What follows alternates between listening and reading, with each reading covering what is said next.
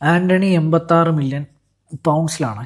Antony 86 million, Casemiro 50 million, Lisandro 60 million, Malacia 16 million, Eriksen free agent, Mason Mount 55 million, Hojlund 75 million, Andre Onana 50 million, Bayindir 5 million.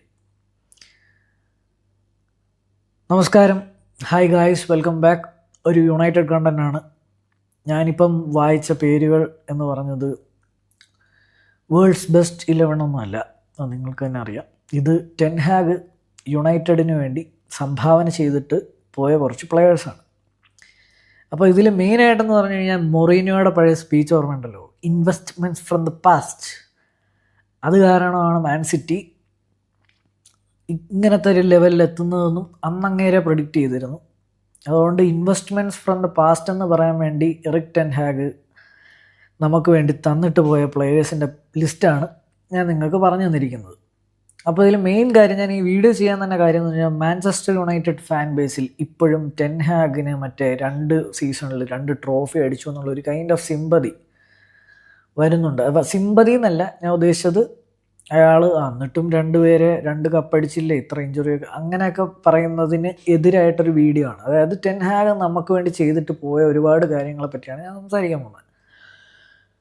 ഒന്നെന്ന് പറഞ്ഞു കഴിഞ്ഞാൽ, fair enough you can blame Glaser's. പക്ഷേ ten Hag ഈ യുണൈറ്റഡിൻ്റെ കോച്ചാവാൻ വന്നപ്പോഴേ ten ഹാഗിൻ്റെ ഇതിലുണ്ടായിരുന്ന കാര്യമാണ്, എനിക്ക് ട്രാൻസ്ഫറിൻ്റെ കാര്യത്തിൽ ഒരു വീറ്റോ പവർ ഉണ്ടായിരിക്കണം എന്നുള്ളത്. അത് ക്ലിയർലി നമുക്ക് ഫസ്റ്റ് ട്രാൻസ്ഫർ എൻ്റെ തന്നെ കാണാം. ലിസാൻഡ്രോ മാർട്ടിനസ് ആയിക്കോട്ടെ, എന്താ പറയുക, ആൻ്റണി ആയിക്കോട്ടെ, പുള്ളിയുടെ അയാക്സിൽ കളിച്ചിരുന്ന പ്ലെയേഴ്സാണ്.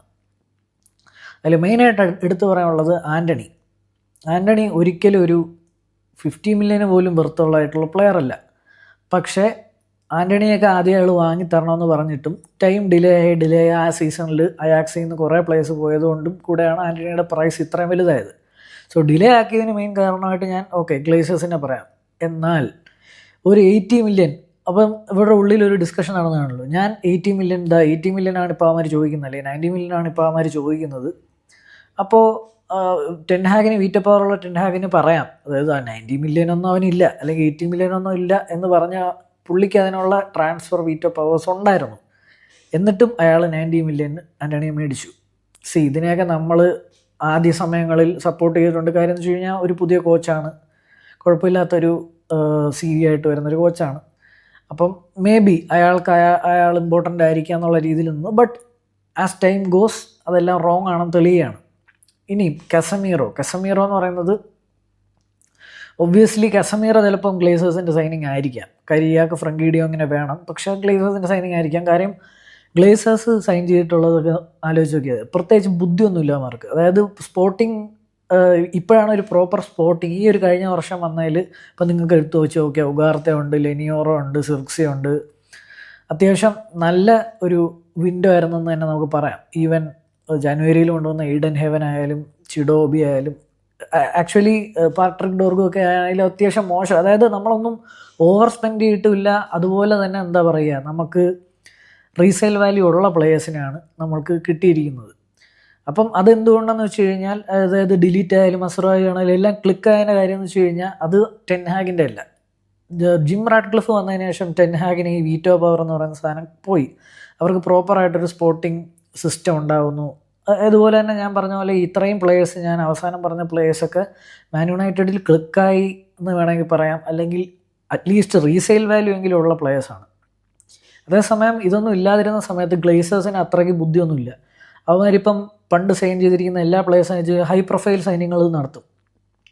ടീമിന് വേണോ വേണ്ടെന്നൊന്നും നോക്കാതെ ഹൈ പ്രൊഫൈൽ സൈനിങ്ങൾ നടത്തും. പക്ഷേ ഒരിക്കലും അവർ പറയില്ല ആൻ്റണീനെ ഞങ്ങൾ 90 മില്യൺ മേടിക്കുക എന്നുള്ള രീതിയിൽ അവരൊരിക്കലും പറയില്ല. കാര്യം ആൻ്റണിയെ അവർക്ക് അറിയില്ല. ഉറപ്പായിട്ടും അത് തന്നെ ആയിരിക്കും സംഭവം. അപ്പം ഇതൊക്കെ ടെൻ ഹാഗിൻ്റെ വാശിപ്പുറത്ത് മേടിച്ച സൈനിങ്സ് തന്നെയാണ്, അതെല്ലാം ഫെയിലായിട്ടുണ്ട്. അപ്പം പുവർ ട്രാൻസ്ഫർ വിൻഡോ. ഇനി ഞാൻ ചോദിക്കുന്നത്, ഈ ഇത്രയും ആദ്യം പറഞ്ഞ പേരുകളിൽ ആരെയാണ് നമുക്ക് നമ്പി ഒരു ഫ്യൂച്ചർ ഉണ്ടാക്കാൻ പറ്റുന്നത്? കസമീറോ ഏകദേശം ഡെഡ് ലെഗ്സ് ആയി, ആൻ്റണി ഉറപ്പായിട്ടും പോവും. ഇവരെ മാത്രമല്ല, ഇവർക്കൊക്കെ ലോകത്തൊന്നും ഇല്ലാത്ത കോൺട്രാക്റ്റുകൾ കൊടുത്ത് വിട്ടിരിക്കുകയാണ്. അതായത് തിരിച്ച് റീസെയിൽ ചെയ്യാൻ, അതായത് ആരും വാങ്ങില്ല എത്രയും സാലറി ഉള്ള പ്ലേയേഴ്സിനെ നമുക്ക് വിൽക്കാൻ ആഗ്രഹം ഉണ്ടെങ്കിൽ പോലും ആരും വാങ്ങത്തില്ല. അങ്ങനത്തെ ഒരു രീതിയിലോട്ടും കൂടെ പോയി. അത് പണ്ട് മുതലേ ഗ്ലേസേഴ്സ് കാരണം ഉണ്ടായത്. അത് ഞാൻ ടെൻ ഹാഗിൻ്റെ പുറത്ത് മാത്രം ഇടുന്നില്ല. പക്ഷേ ടെൻ ഹാഗ് ചിലർക്ക് കോൺട്രാക്ട് എക്സ്റ്റൻഷൻ കൊടുത്തു. അത് സംസാരിക്കേണ്ട വിഷയം തന്നെയില്ലേ? ഒന്നെന്ന് പറഞ്ഞു കഴിഞ്ഞാൽ മാർക്കസ് റാഷ്ഫോർഡ് അറ്റ്ലീസ്റ്റ് ഞാൻ പറയുകയാണെങ്കിൽ മാർക്കസ് റാഷ്ഫോർഡ് ഒരു സ്ട്രീക്ക്, ഒരു ഹോട്ട് റൺ ഓഫ് ഫോം കഴിഞ്ഞിട്ടാണ് കൊടുത്തതെന്നെങ്കിലും പറയാം. ഇത്ര കാലം ഇഞ്ചുറി പ്രോണായിട്ട്, ഇത്ര കാലം ഇഞ്ചേർഡായിട്ട് കിടക്കുന്ന ലൂക്ക് ഷോയ്ക്ക് ഇയാളൊരു ഗവൺമെൻറ് കോൺട്രാക്ട് കൊടുത്തിരിക്കുകയാണ്. അതിനൊന്നും ആർക്കൊന്നും പറയല്ലേ? അതാരാണ് കൊടുത്തത്? ടെൻ ഹാഗ് അല്ലേ? അപ്പോൾ ടെൻ ഹാഗിനെ ബ്ലെയിം ചെയ്യപ്പെടേണ്ടതല്ലേ? അതൊന്ന്. പിന്നെ ഞാൻ പറയാൻ പോകുന്നത് വെച്ച് കഴിഞ്ഞാൽ, ഒന്നാമത്തെ കാര്യം, ഇതിലാരെയാണ് നമ്പി ഒരു ഫ്യൂച്ചർ ബിൽഡ് ചെയ്യാൻ പറ്റുക? അയാൾ മേടിച്ച്, ഒന്നും കൂടെ ഞാൻ ഓരോ ആൾക്കാരുടെ പേരെടുത്ത് പറയാം. ആൻ്റണി എന്തായാലും പോവും. കെസമീറോ, ലിസാൻഡ്രോ മാർട്ടിനസ് ഈസ് ഗുഡ്, അയാൾ ചെയ്തൊരു നല്ല കാര്യമാണ്. ബട്ട് അവിടെ ഒരു ബട്ടുള്ള കാര്യം എന്ന് വെച്ച് കഴിഞ്ഞാൽ, ഒന്നാമത്തെ കാര്യം, പ്രീമിയർ ലീഗ് ഫിസിക്കലാണ്, ഭയങ്കര ഫിസിക്കലാണ്, ടെക്നിക്കൽ എബിലിറ്റി വേണം. ഇത് ടെക്നിക്കൽ എബിലിറ്റി ഉണ്ട് ലിസാൻഡ്രോ മാർട്ടിനസിന് ഇഞ്ചുറി പ്രോൺ ആണ് പുള്ളി. കഴിഞ്ഞ സീസണിലും അവസാനത്തെ ഏകദേശം മിസ്സായി. കഴിഞ്ഞ സീസണാണോ മേ ബി ടെൻ ഹാഗിൻ്റെ ഫസ്റ്റ് സീസണിൽ ഒരു പുള്ളി പോയതിനു ശേഷമാണ് ഒന്ന് ഡൗൺ ആയത്. അതുപോലെ തന്നെ കഴിഞ്ഞ സീസണിലും കുറേ ടൈം ഇഞ്ചേർഡ് ആയിരുന്നു. ഈ സീസണിലും എന്താ ഇഞ്ചേർഡാണ്.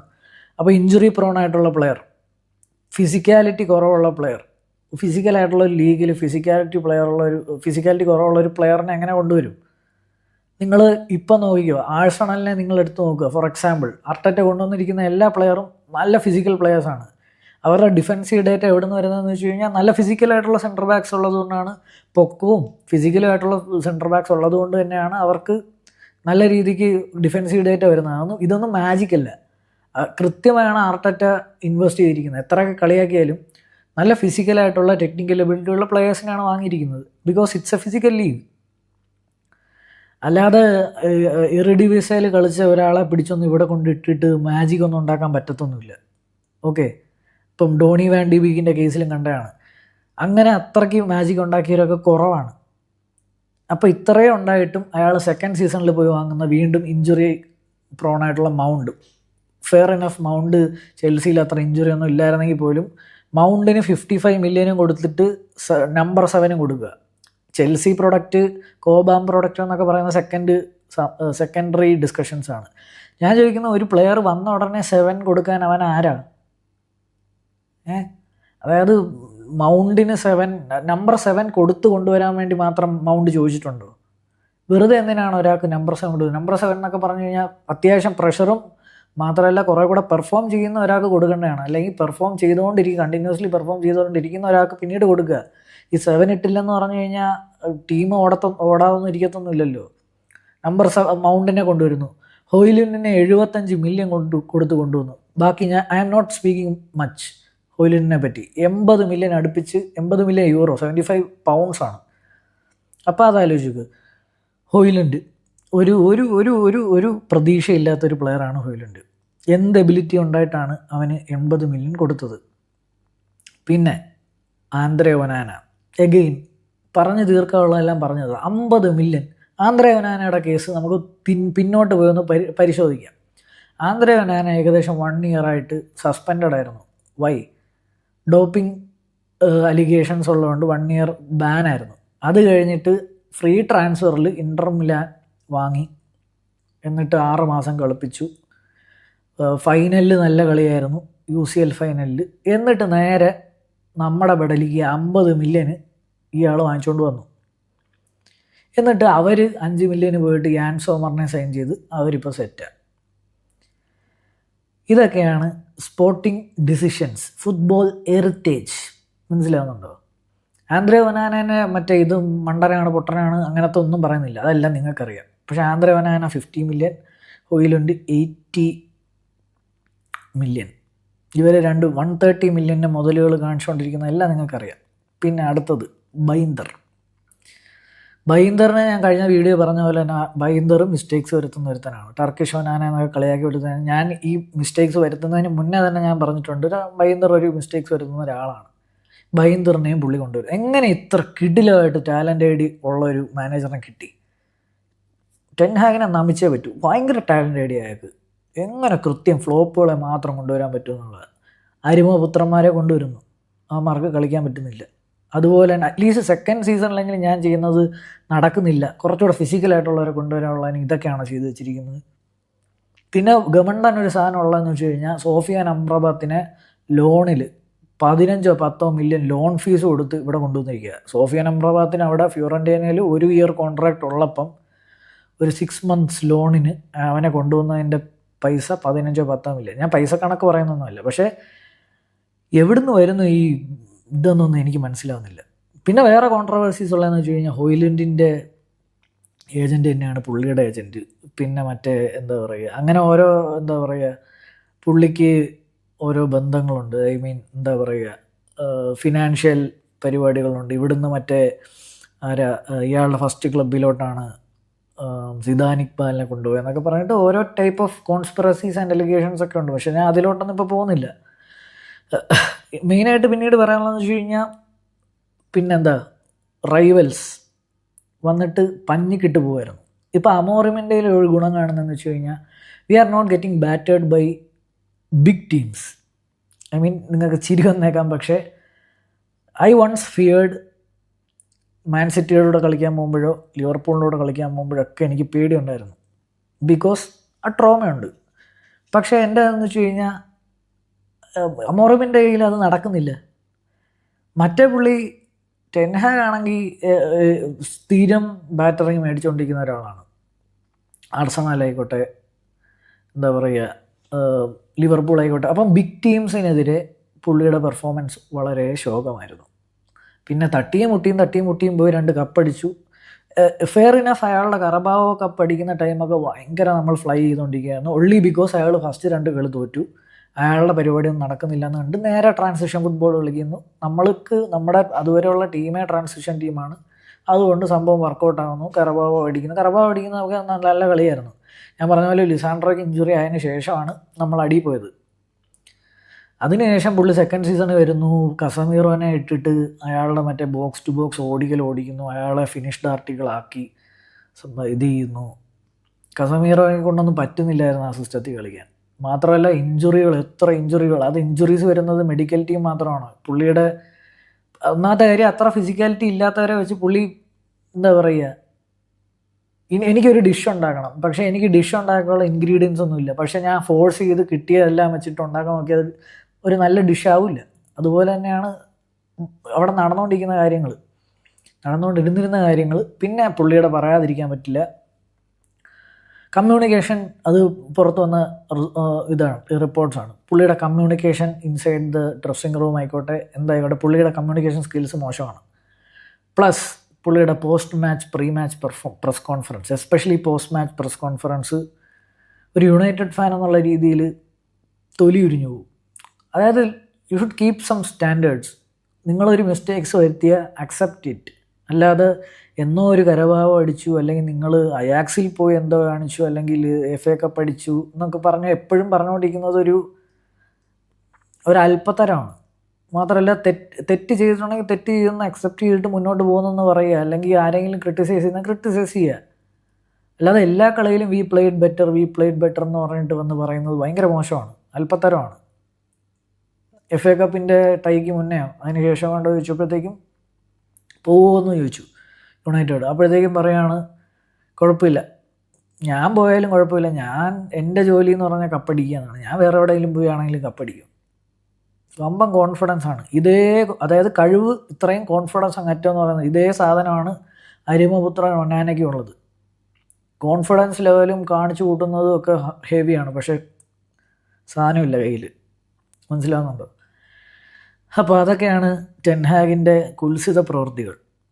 ഇനി ഇതിലെ മെയിൻ സാധനം എന്ന് വെച്ച് കഴിഞ്ഞാൽ ആൾക്കാർ ടെൻഹാഗിനെ ജയിലിൽ പിടിച്ചിടണമെന്ന് പറഞ്ഞ കേസെന്ന് പറഞ്ഞു കഴിഞ്ഞാൽ അമാദ് ദിയാലോനെ അയാൾ യൂസ് ചെയ്യാറില്ലായിരുന്നു. അയാൾക്ക് അമാദ് ദിയാലോ വേണ്ട. ഇയാൾ ഒമാരി ഫോർസനെ വെച്ച് എന്തൊക്കെയോ ചെയ്യാൻ നോക്കി, നടന്നില്ല. അമാദ് ദിയാലോ, എന്താ പറയുക, കോബി മെയ്നു, അലസാൻഡ്രോ ഗർനാച്ചോ ഒക്കെ പറയുന്നത് നല്ല കാര്യങ്ങളാണ് പുള്ളി കൊണ്ടുവന്നത്. ബട്ട് സ്റ്റിൽ അമാദ് ദിയാലോ അവിടെ ഉണ്ടായിട്ടും ലോണിൽ വിടുന്നു. മേ ബി ലോൺ അവനെ ഇമ്പ്രൂവ് ചെയ്തേക്കാം, but still he is not being used second season. അതൊക്കെ വലിയൊരു ക്വസ്റ്റ്യൻ മാർക്കാണ് ടെൻഹാഗിന് ഇപ്പോഴും. ടെൻഹാഗിനെ നിർത്താൻ എടുത്ത ഡിസിഷനാണ് ഇനിയോസിൻ്റെ ഫസ്റ്റ് റോങ് ഡിസിഷൻ. അത് ഇനിയോസിൻ്റെ ജിം റാഡ്ക്ലിഫ് തന്നെ വന്നിട്ട് അക്സെപ്റ്റ് ചെയ്തു. പക്ഷേ അതിനെ ഞാൻ പറയട്ടെ, ഫാൻസൊക്കെ ഓപ്പൺ ലെറ്റർ അയക്കുമായിരുന്നു ടെൻ ഹാഗിനെ വിടരുതെന്നുള്ളത്. See what that FA cup has given us. ഇത്രയും പ്ലേയേഴ്സിന്, അതായത് ഈ ആദ്യം വായിച്ച ഇത്രയും പ്ലേയേഴ്സിൽ ആരെയും നമ്പി ഒരു ടീം ഉണ്ടാക്കാൻ പറ്റില്ല. നമ്മൾ എങ്ങനെയാണ്, മാത്രമല്ല ഇയാൾ എപ്പോഴും അവൈലബിൾ ആയിട്ടിരിക്കുന്നത് ബ്രൂണോ ഡയലോട്ടിനെ കുറ്റം പറഞ്ഞ ഡയലോ മാത്രമാണ്. Availability is the best ability എന്നാണ് ഞാൻ വിശ്വസിക്കുന്നത്. ആ അവൈലബിലിറ്റി ഉള്ള പ്ലേയേഴ്സിനെ പോലും പുള്ളിയുടെ കയ്യിലില്ല. ഞാൻ നേരത്തെ പറഞ്ഞ ഇഞ്ചുറി പ്രോണാണ്. ഇത്രയും സാധനം വെച്ചിട്ട് നമ്മുടെ കയ്യിൽ ഈ ഒരു സ്ക്വാഡ് തന്നിട്ട് അമോറിമിനെ ഹാഫ് സീസൺ അല്ലേ പോലും ഒരു സീസണിൻ്റെ പകുതിക്കോ കാൽഭാഗമോ എത്ര ആയിക്കോട്ടെ, അയാൾക്ക് പ്രോപ്പർ പ്രീ സീസൺ എന്ന് പറയുന്നത് എന്താണ്? പ്രീ സീസൺ എന്ന് പറയുന്നത് നമ്മുടെ ടാക്ടിക്സോ അല്ലെങ്കിൽ നമ്മുടെ ഗെയിം സ്റ്റൈലിലോട്ട് അഡാപ്റ്റ് ചെയ്യിക്കാൻ വേണ്ടി ചെയ്യുന്ന വാമം മാച്ചസാണ് പ്രീ സീസൺ. അപ്പോൾ അതൊന്നും പ്രോപ്പർലി കിട്ടാതെ അമോറിമിനെ കൊണ്ടുവരുന്നു. അമോറിം തന്നെ ഈയിടെ ഇൻ്റർവ്യൂവിന് പറയുകയാണ്, നിങ്ങൾ എൻ്റെ അവസ്ഥ ആലോചിച്ച് നോക്കുക, എൻ്റെ CV ഞാൻ റിസ്കിൽ വെച്ചാണ് ഇപ്പോൾ ഇതൊക്കെ ചെയ്യുന്നത്. അയാൾക്ക് സമ്മർ ജോയിൻ ചെയ്താൽ മതി എന്നായിരുന്നു. പക്ഷേ ഇയാൾ അതിനിടയിൽ റിസ്ക് എടുത്ത് അതും സ്വന്തം കരിയറാണ് റിസ്ക് ചെയ്യുന്നത്. എത്രമാത്രം അയാൾക്കിപ്പം ഇത് കിട്ടുന്നത്. ഇതിൻ്റെ എല്ലാത്തിൻ്റെ റൂട്ട് കോസ് ഒരെണ്ണം ഗ്ലേസേഴ്സ് ആണ്, മറ്റേ ടെൻ ഹാഗാന്ന് ഞാൻ പറയും. അതുകൊണ്ട് ടെൻ ഹാഗിന് മറ്റേ 2 കപ്പ് അടിച്ചു എന്ന് പറഞ്ഞിട്ട് ഇനി ആരും ഗ്ലോറിഫൈ ചെയ്യരുത്. നമ്മൾ തന്നെ നമ്മളോട് ചെയ്യുന്നൊരു തെറ്റാണ്. അതാണ് എനിക്ക് മെയിൻലി ഈ വീഡിയോ പറയാനുള്ളത്. അപ്പോൾ താങ്ക്സ് ഫോർ വാച്ചിങ്. നിങ്ങളുടെ തോട്ട്സൊക്കെ താഴെ കമൻറ്റ് ചെയ്യുക. മറ്റൊരു വീഡിയോ ആയിട്ട് നമുക്ക് ഉടനെ വരാം. ബൈ.